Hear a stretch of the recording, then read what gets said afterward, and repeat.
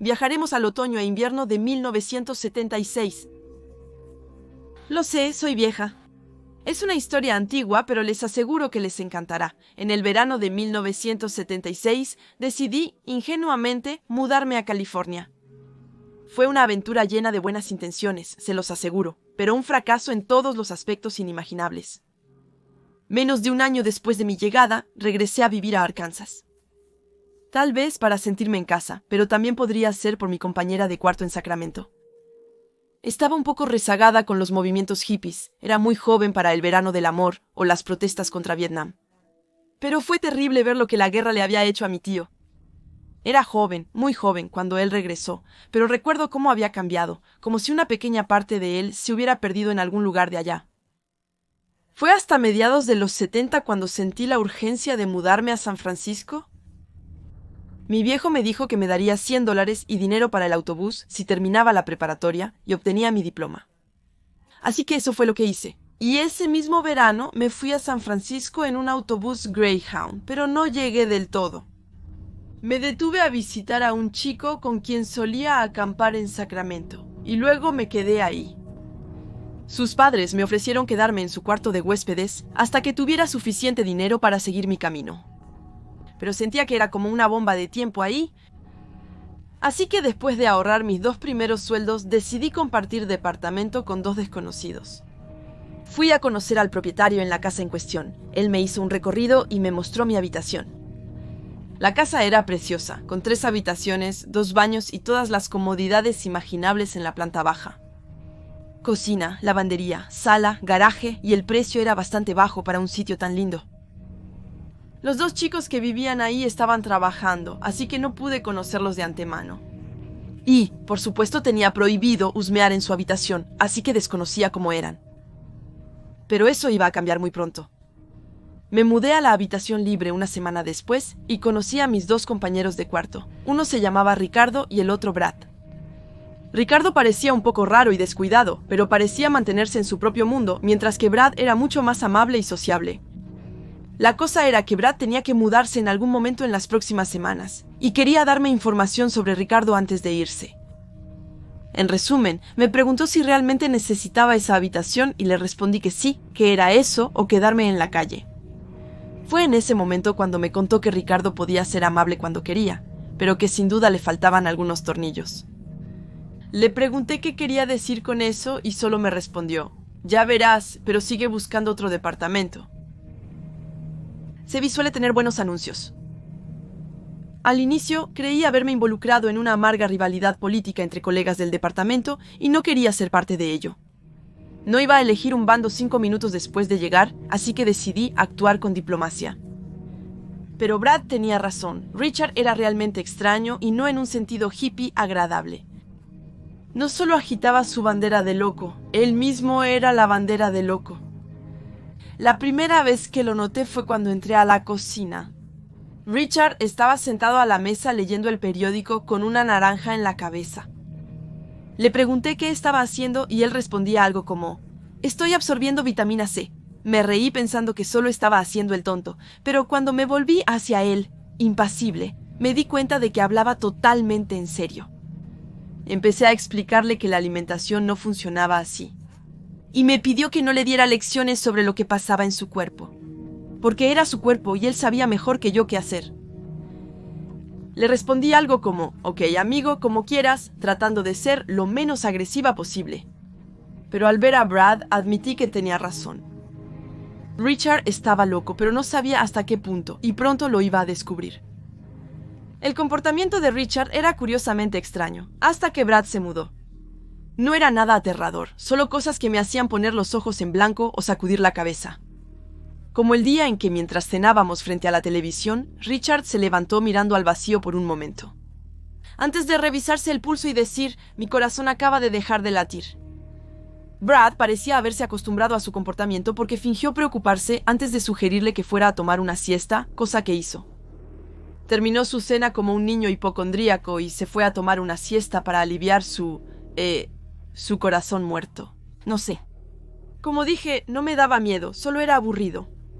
Lo aterrador ocurrió después de que Brad se marchó. De hecho, Creo que Brad era la única cosa que controlaba el comportamiento de Richard.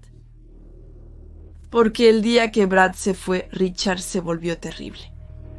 Trabajaba medio tiempo en Sacramento, 5 horas al día y 4 horas a la semana en la tienda de abarrotes de la esquina. Un día, al volver del trabajo, encontré a Richard de pie frente al lavabo del baño, mirando un pedazo de espejo roto que había puesto sobre el mostrador, para rasurarse la cabeza con una navaja. Recuerdo haberle preguntado, ¿nuevo corte de cabello, amigo? Y él respondió, no, es mi cráneo. Creo que está fracturado. Tal vez deberíamos ir al hospital. Dicen que puede ser grave.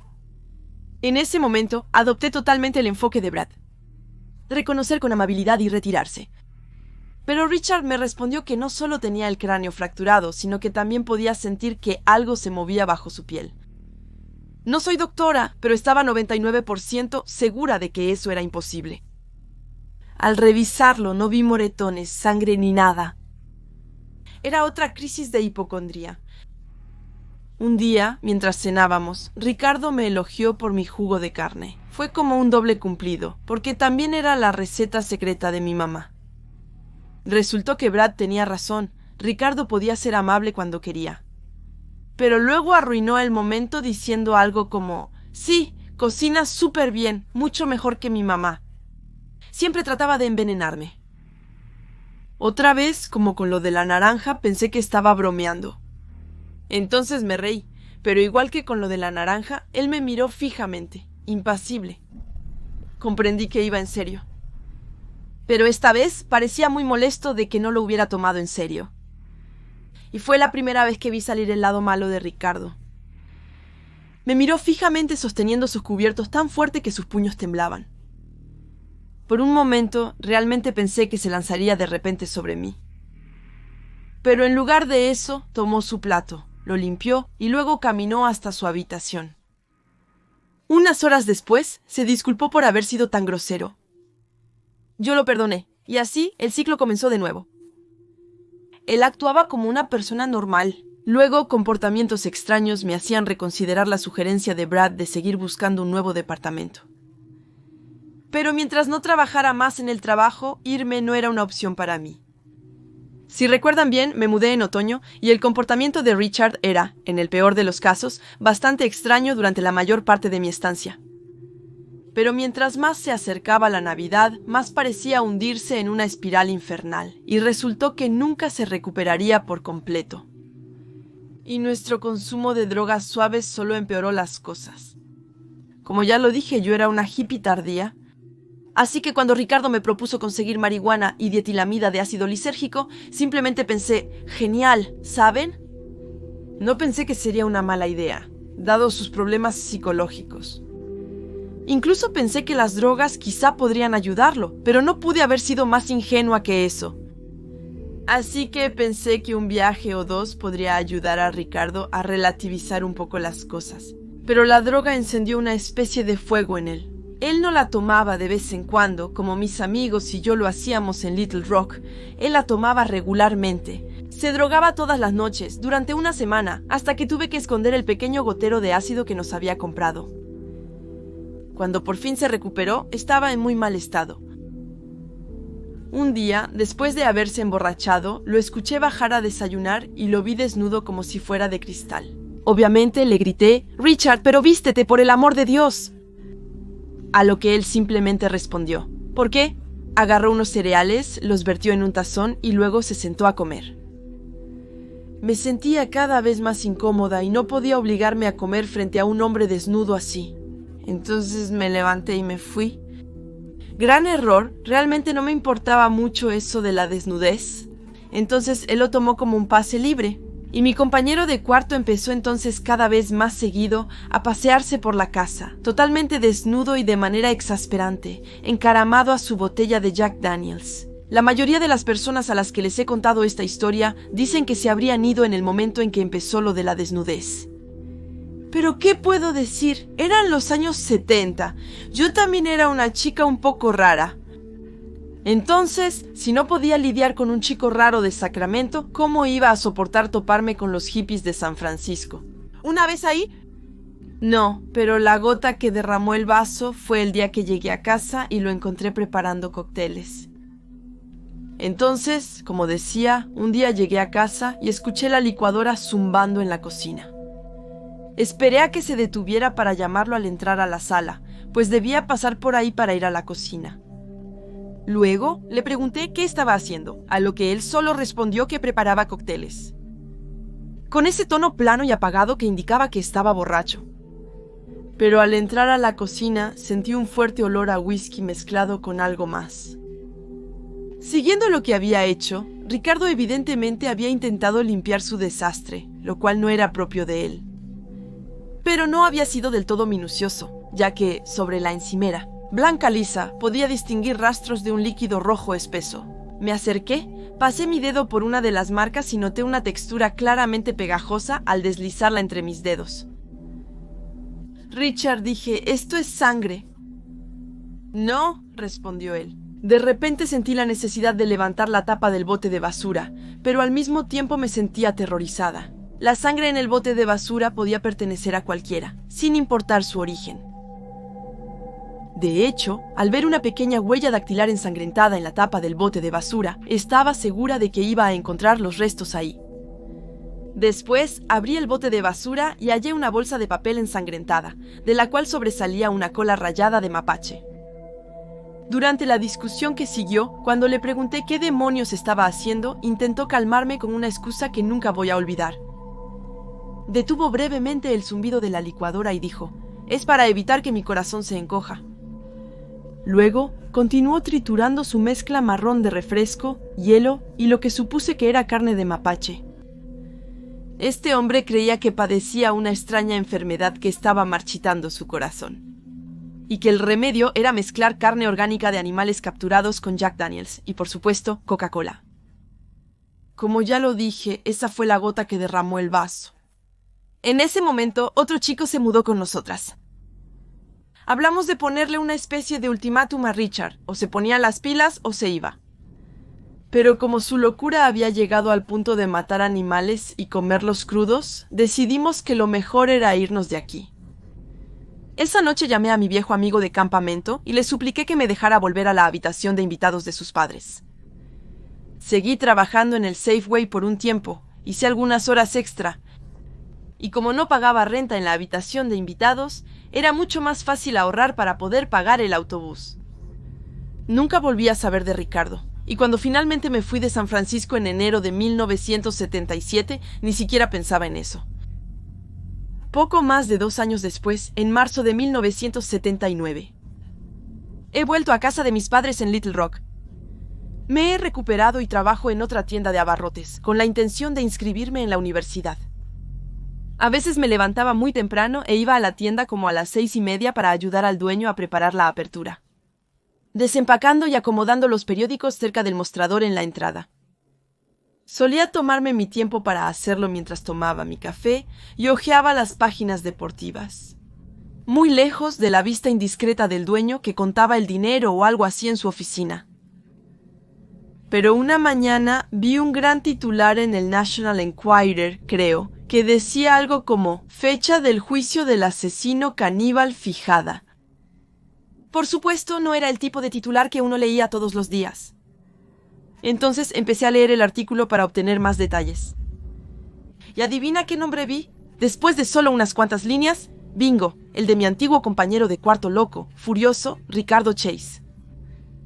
Incluso había una pequeña foto de él en el margen, y no había duda, era él, el tipo con el que viví 5 meses enteros.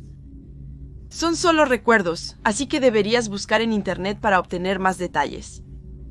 Pero esto es lo que recuerdo después de haber salido de la casa en la que vivía con Ricardo. Su estado no hizo más que empeorar durante todo el año, hasta que finalmente, en el invierno de 1977, cometió su primer asesinato matando a un tipo al azar en la calle. Unas semanas después, intentó entrar a una casa, pero como la familia no estaba en casa, no pudo hacerle daño a nadie. Entonces decidió esperar. Pero cuando finalmente regresaron, se asustó y salió corriendo.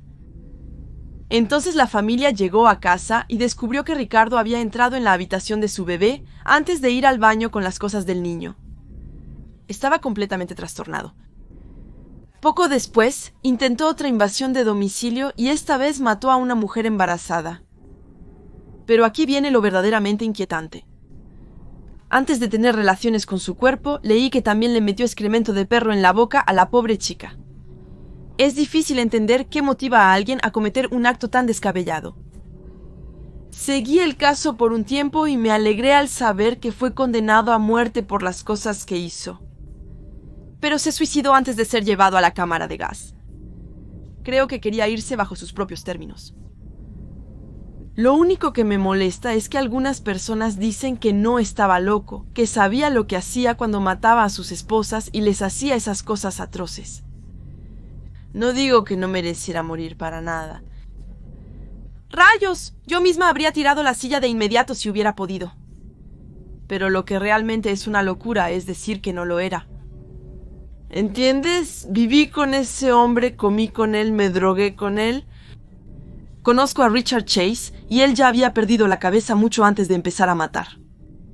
Siempre estuvo completamente loco durante todo el tiempo que pasé con él. Y aunque lo que hizo fue trágico, no me sorprendió del todo. Me siento afortunada de haberme ido. Si me hubiera quedado un año más, tal vez habría sido a mí a quien le habría disparado al borde del camino.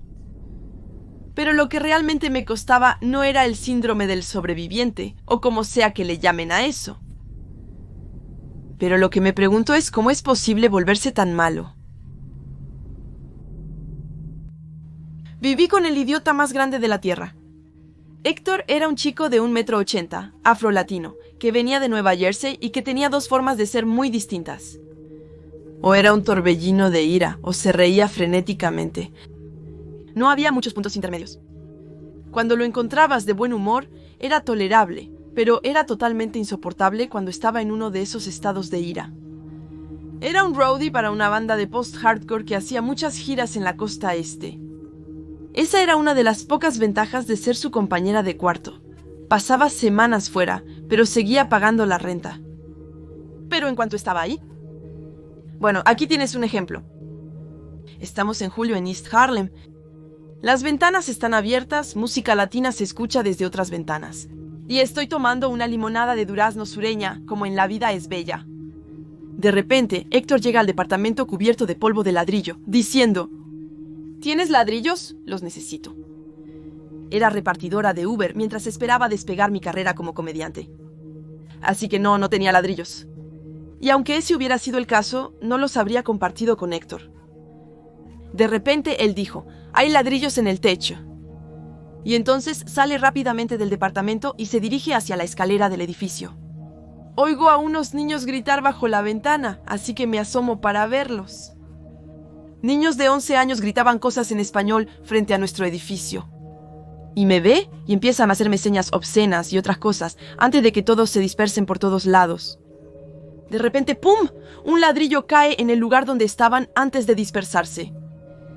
¿Ven? Ese es el tipo de persona que era Héctor. Podía salir, comprarse una bolsa de papas y terminar en una pelea de ladrillos con unos niños puertorriqueños de camino a casa. En mi vida nunca había peleado con un preadolescente, y menos aún con proyectiles, pero con Héctor eso ocurría a diario. Entonces llegó ese mes de octubre, Héctor salió con uno de sus grupos para una gira de Halloween. Me dijo que no regresaría hasta la segunda semana de noviembre. Eso implicaba que debía pagar la mitad del alquiler hasta ese momento. Lo que no podía hacer sin pedir un préstamo. Eso desató una gran pelea. Y por primera vez desde que me mudé, creí que Héctor iba a golpearme, y él era ese tipo de hombre. Sabía que si llegábamos a la violencia, Héctor no me golpearía solo una vez. Cuando finalmente se fue de gira, el ambiente en el departamento estaba por los suelos. Pero honestamente, también temía por mi integridad física. Él se fue y yo buscaba un nuevo hogar, y la vida ya no era tan bella como antes. Entonces, unas noches después, de hecho la noche antes de Halloween, estoy sentada en la pequeña cocina, comiendo un sándwich y buscando otro departamento. Cuando alguien toca el timbre del departamento, entonces voy a ver quién es. Era la época de los intercomunicadores, que funcionaban mal y solo una de cada 2 veces. Entonces, cuando escuchaba a un tipo con acento decir algo como Tengo que ir al departamento número 3, pero el intercomunicador no funciona, simplemente le abría la puerta al tipo sin pensarlo. Nueva York es una ciudad construida en torno a la comida para llevar y la que se vende en la calle. No sospeché de un repartidor, pero debí hacerlo, y eso casi me cuesta la vida. Esos tipos rompieron nuestra puerta como si nada, destrozando la cerradura con una masa. Al principio pensé que era la policía, porque entraron armados gritando, «¡Tírate al suelo!». Por cómo se hablaban entre sí, mientras mi rostro estaba contra el piso, comprendí que eran ladrones. ¿Pero qué hacían en mi departamento? Mi primer pensamiento fue, «Dios mío, Héctor, ¿a quién le estás pisando los pies ahora?». Pero uno de los tipos interrumpió mis pensamientos preguntando, «¿Dónde está? ¿Dónde está?». Entonces respondí, «¿De qué?». Pero eso los molestó. Recibí una ráfaga de patadas y me acurruqué en posición fetal. Luego volvieron a preguntar. Como no podía decir más, simplemente respondí, «No sé de qué están hablando. Tengo $20 en mi cartera, es todo mi dinero».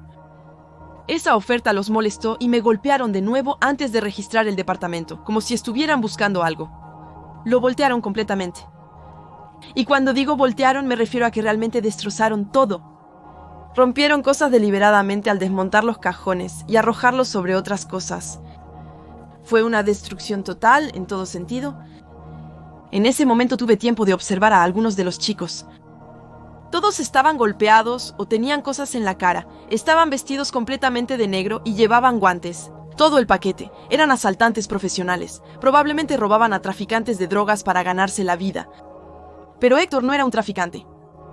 Creo que me habría dado cuenta. Había visto muchas guitarras y amplificadores rotos en el departamento, pero no tantas cáscaras o dinero apilado. Y cuando estaban a punto de pensarlo, uno de ellos dijo, «¿Estás seguro de que es el departamento correcto, amigo?». Me dijo que a veces lo guardaba detrás de la bañera, pero aquí solo hay una regadera. Sentí una ola de alivio recorrer mi cuerpo. Se equivocaron de lugar, así que simplemente se irían, ¿no es así?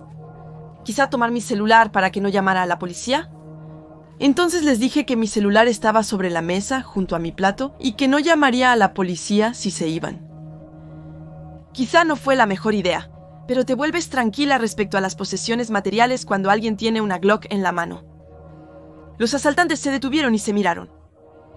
Y justo cuando pensé que se iban a ir, uno de ellos dijo, «Creo que vio mi cara, amigo. Al entrar no hay opción».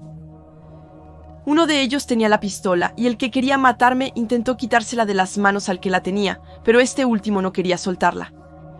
Ese fue el momento en que empecé a humillarme, suplicándoles por mi vida.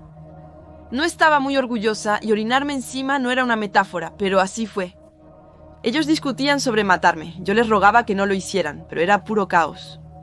Me sorprendía que nadie hubiera llamado a la policía a pesar de los gritos. Pero de pronto, la puerta del edificio se azotó y escuché una voz familiar subiendo la escalera. Ni siquiera voy a contar lo que decía Héctor. Me borrarían y eliminarían de internet solo unos segundos después de publicarlo. Alguien canceló su gira después de 3 días y él estaba furioso. Los insultaba y se quejaba constantemente, delirando. Mientras subían violentamente las escaleras y entraban al departamento, los asaltantes y yo estábamos paralizados por la anticipación.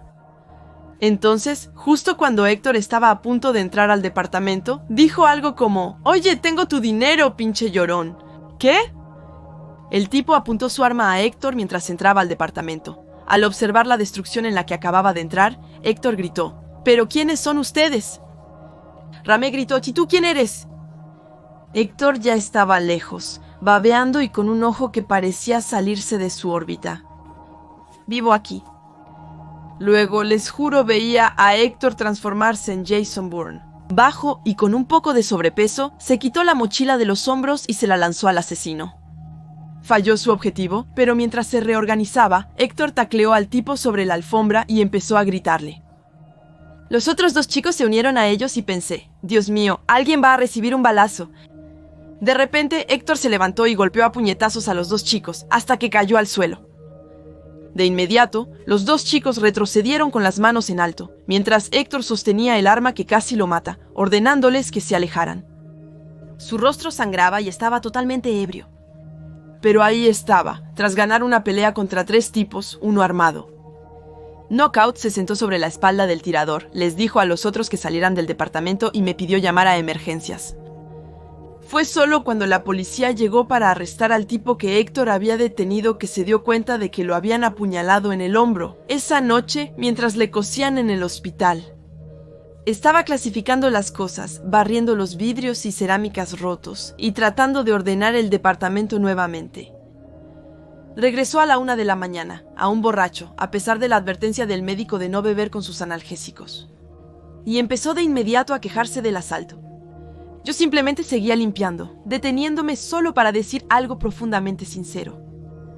Héctor, amigo, creo que hoy me salvaste la vida. Quería agradecerte. Sentí un nudo en la garganta al decirlo, como me pasa ahora mientras lo escribo. Héctor levantó la mirada hacia mí, con esa expresión que casi hacía parecer que lo había conmovido. Hasta que respondió, me da igual, pudiste haber intervenido en cualquier momento. No me importaba. Conocía a Héctor lo suficiente para saber que no estaba completamente en contacto con sus emociones. Pero cuando la cantidad incómoda de emoción en el aire era tan alta que quiso salir de la habitación, se volteó para decir, ¿viste la cara de Sega? De todos modos estuvo muy gracioso, amigo. Luego se fue de nuevo a su cuarto, riéndose con esa risa de niño travieso que todavía hoy me pone la piel de gallina. Verán, durante poco más de un año compartí un departamento con el idiota más grande del mundo y le debo mi vida a ese idiota. Nueva York, nunca cambies. Después de mudarme a Londres, mi compañero de cuarto intentó legítimamente matarme. Creo que solo estaba feliz de que me mudara para pagar la renta que él no cubría. Y después de un tiempo, pequeñas discusiones sobre la limpieza y la administración del dinero se volvieron bastante peligrosas. Me vi forzada a buscar un nuevo hogar. Encontré uno, pero debía esperar 2 semanas para mudarme. Y aunque no fue la mejor decisión, esperé hasta el último minuto para avisarle a mi compañero de cuarto porque bien podía irse al diablo. Y en lugar de esperar hasta el día anterior, terminé soltándolo, durante una pelea.